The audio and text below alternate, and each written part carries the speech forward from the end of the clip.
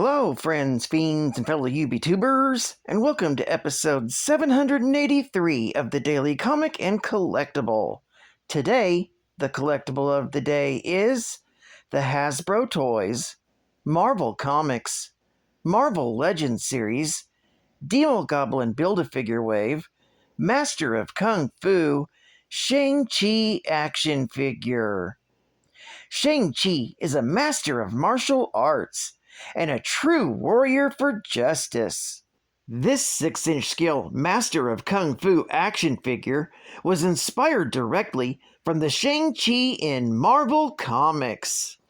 This Marvel Legends series figure of Shang-Chi features a comic-inspired premium design with intricately sculpted details and even hand-painted deco.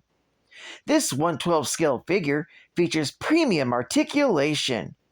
This high-quality figure features multiple points of advanced articulation for martial arts posing and intricate displaying in your Marvel collection. This figure is also part of the Demogoblin Build-A-Figure wave. Collect the set to create your own Demogoblin action figure. Box contents include the Shang-Chi Master of Kung Fu action figure, the Build-A-Figure piece, 8 pairs of interchangeable hands, and 2 pairs of dragon ornate nunchucks in the signature red and gold. Shang-Chi comes in a collector's friendly window display box and was released in 2019 by Hasbro Toys.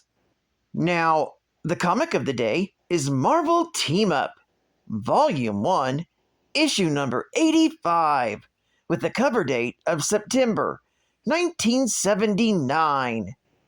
This issue features Spidey with Shang-Chi, the Black Widow, and Nick Fury, and features the conclusion of the Viper and Silver Samurai saga, with story by Chris Claremont, art by Sal Buscema, and cover by Al Milgrom.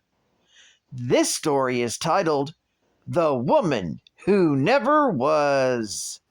Continuing from Wednesday's episode, Spider-Man plummets from the S.H.I.E.L.D. helicarrier, his body numb from being hit by the Silver Samurai's energy sword. Inside the massive aircraft, the Black Widow, Nick Fury, and Shang-Chi are battling a horde of S.H.I.E.L.D. agents, hypnotized by the Viper. Quickly, the Black Widow fights her way to a porthole and leaps after Spider-Man. As she falls, she snags his ankle with a wrist cable, and then she attaches another wrist cable to the helicarrier. Although the strain on her body is terrific, she manages to hold on to both Spider-Man and the helicarrier. And then she swings Spider-Man up towards the aircraft. However, the Silver Samurai slices through the conduit that the Widow's cable is attached to, and she begins to plunge towards the ground. Looking death in the face, the Black Widow reverts to her Nancy Rushman persona and screams in terror. Fortunately, Spider-Man's swing carries him to the helicarrier, where he clings to the hull. Gouging a handhold, he braces himself against the sudden jerk as the cable holding the Black Widow tightens. He holds firm, but the effort leaves him barely conscious. Meanwhile, the Viper and the Samurai head for the helicarrier's bridge, where she orders Clay Quartermain to seal all security bulkheads and flood the ship with knockout gas. The hypnotized S.H.I.E.L.D. soldier obeys her orders, and seconds later, as Fury and Shang-Chi are leaving the storeroom after defeating the S.H.I.E.L.D. squad, steel walls suddenly box them in, and their enclosure fills with gas. Shang-Chi holds his breath, but Fury, still wearing Boomerang's costume, says that a single drop of gas anywhere on the skin will put a person out for weeks. Confident that Spider-Man and the Black Widow have fallen to their deaths, and that Fury and Shang-Chi are helpless, the Viper tunes into the President's address to Congress. Practically all the high officials of the United States government are in attendance, and the Viper smugly declares that before his speech is over, they shall all die. She will crash the helicarrier into the Capitol building and grind it into rubble, leaving America leaderless. And into that vacuum, she continues, will step her revolutionary brothers and sisters. But her gloating abruptly ceases when Fury and Shang-Chi smash through the door into the room. They escaped the trap through a maze of airtight passageways that only Fury knew about, which were designed for just such a situation. Shang-Chi quickly knocks out several shield troopers, but Fury has only one narco dart left in his gun, and he uses it on Clay Quartermain. However, the almost equally skilled Quartermain gets off a shot that wounds Fury in the shoulder. As Shang-Chi heads towards the Silver Samurai, he sees Fury fall in a pool of blood. Then, as the president's speech begins on the view screen, Spider-Man and the Black Widow smash through a window into the room. Faced with three powerful opponents, with only the Silver Samurai on her side, the Viper nevertheless states that not even death will defeat her. In her hand, she holds the computer control module that operates the entire helicarrier. She orders the samurai to hold the three battlers at all costs. The Widow tells Spider-Man to tackle the samurai while she goes after the Viper. Spider-Man, afraid the Widow will revert to Nancy Rushman again, tells Shang-Chi to follow her. He will handle the samurai himself. Shang-Chi, hoping Spider-Man knows what he's doing, leaps after the Widow. Spider-Man rams into the samurai, and in the ensuing battle, Spider-Man deftly dodges the energy sword. All the while, the president's speech continues. As he describes the seriousness of the continuing oil crisis, Spider-Man finally blinds the samurai with web fluid and knocks the sword from his hand. However, the samurai grabs Spider-Man and tries to break his neck. Spider-Man twists free, adheres out of reach to the ceiling, and knocks the samurai unconscious with a powerful punch. As the Black Widow steals through darkened passageways in the helicarrier, her mind switches back and forth between her two persona. With each passing minute, she remembers more of her past. She recalls how, while on a personal mission to the Far East, she uncovered the Viper's plans, but was captured before she could warn Nick Fury. The Viper tortured and interrogated her for days, but despite her best efforts, the Widow refused to talk. A careless guard allowed her to escape, but the ordeal regressed her mind into the alias of an unassuming schoolteacher that she used long ago. Without Spider-Man's efforts, she might have stayed in that safe character forever. Suddenly, Shang-Chi places his hand on her shoulder, saying he's there to help. She replies that she must work things out alone, and he recognizes her inner conflict as similar to the one he has had to face himself after leaving his father's house in Hunan. Suddenly, the Viper appears and shoots at the Widow. With incredible fast reflexes, Shang-Chi dives in front of her and takes the bullet himself. The Widow looks up from his limp form as the Viper declares hotly that she meant to kill the Widow. This she will do after she's taken care of business. Then she presses a switch on her handheld control module and turns off the helicarrier's main engines. When she ascends to the upper deck, she hurls the module over the side, saying that without it, the engines cannot be restarted. As the Widow clambers after the Viper onto the hub of one of the massive airship's rotors, the engines slowly come to a halt, and the skycraft begins to descend.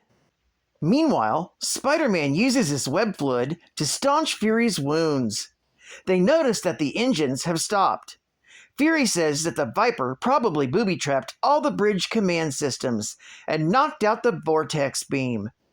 Their only chance is to rewire the main trunk line, which fortunately lies behind a nearby reinforced steel bulkhead. Spider-Man slowly peels back the covering, and he and Fury set to work. Fury says his left arm is useless, so Spider-Man will do most of the physical work. Atop the helicarrier, the Viper gloats that its trajectory has been precisely planned to smash into the Capitol building. Then, explosive charges will destroy it and its target, killing the warmongering leaders of the corrupt nation. The Widow replies that many innocent lives will be lost in the ensuing chaos. She has seen children starve in the ruins of Stalingrad, she says, and men freeze solid overnight, so she knows how extremely precious life is. As Fury and Spider-Man work frantically, not certain of what they are doing, but hoping for the best, the Widow and the Viper continue to battle atop the rotor maintenance platform. Although the Widow is nearly exhausted and psychologically crippled, her will to win and her fighting skill soon prevails. The Viper leaps at the Widow a final time, but just then Spider-Man and Fury restart the engines. The Widow ducks, and the Viper leaps off the platform. She grabs a hold of the edge, and the Widow grips her hand to pull her to safety. In her younger days, says the Widow, she would have simply let her fall. Just then, the rotors start to spin. The force they generate in arresting the helicarrier's fall whips the Viper out of the Widow's grasp, and she falls to oblivion. The powerful blasts of air from the carrier's rotors shake the Capitol building and all inside as the aircraft halts its plunge, just inches above the Capitol's dome, and the government is safe.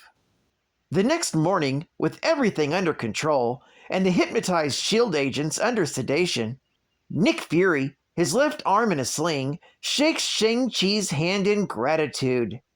Fury asks how he managed to survive the Viper's bullet, and he replies he simply deflected it with his wristband and pretended to be dead.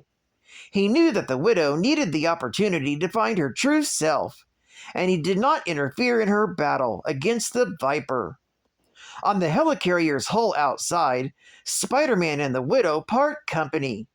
She admits that as Nancy Rushman, she had briefly fallen in love with him, but this relationship certainly cannot continue. Spider-Man knows this and quickly spins a hang glider parachute for himself and descends to the city below. Long ago, muses the Widow, she fought for her personal freedom. Now she has learned yet again that if she wants to be free, she must also be alone. This story is continued in Marvel Team Up, Volume 1, Issue number 86. Geek Fact: the plan of the Viper was to topple the U.S. government by destroying the President and Congress. The President at this time was Jimmy Carter. Hailing from Plains, Georgia, Carter was the 39th President of the United States from 1977 to 1981. Bonus Geek Fact: while taking a bullet for the Black Widow, Shang-Chi recounts how he did the same for Dr. Petrie. That happened in Marvel Special Edition, issue number 15, with the cover date of December 1973. Marvel Hostess Heroes. The Incredible Hulk in Hulk gets even. We're gonna get away clean. Yeah, with all the loot. Nothing standing in our way. Not even that big ugly guy. Humans always make Hulk mad, but Hulk will get even. Hulk will stop puny humans, make them sorry they hit the Hulk. And as the angry Hulk overtakes the bank robbers, Oh no! Watch out!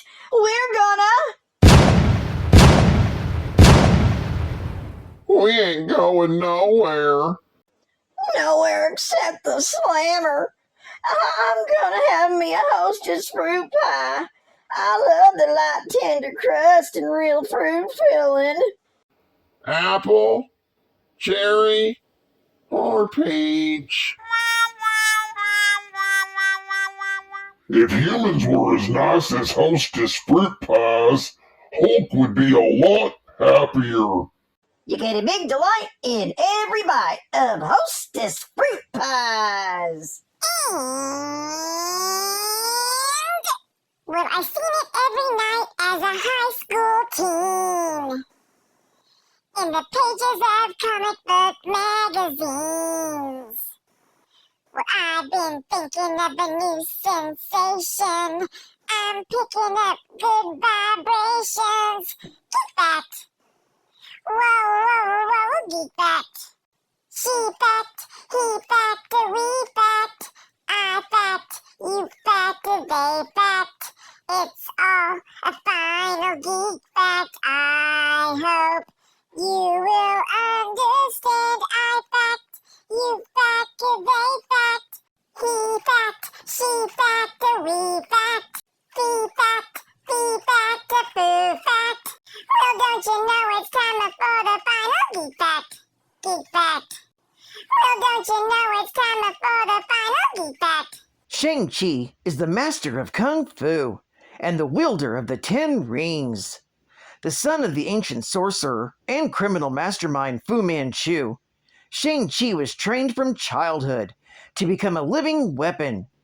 Raised in seclusion within his father's 5-weapon society in China, Shang-Chi mastered multiple martial arts and spiritual disciplines, believing his mission was to uphold justice. However, after learning of his father's true nature, he rejected his legacy and swore to oppose his father's criminal empire. After his defection, Shang-Chi allied with MI6 and formed lasting bonds with operatives like Blackjack Tar and Leiko Wu. He continued to fight against his father's global network of assassins and conspirators, traveling the world to confront various threats, blending espionage with mysticism. His unmatched hand-to-hand combat skills earned him recognition within the superhuman community, eventually leading him to team up with groups such as the Heroes for Hire, the Secret Avengers, and even the Avengers. Well, I'd like to thank you for joining me for another Daily Comic and Collectible, and I hope to see you again Wednesday. This is Cut Fun Comics Men, and I'll catch you on the flip, baby. Over and out.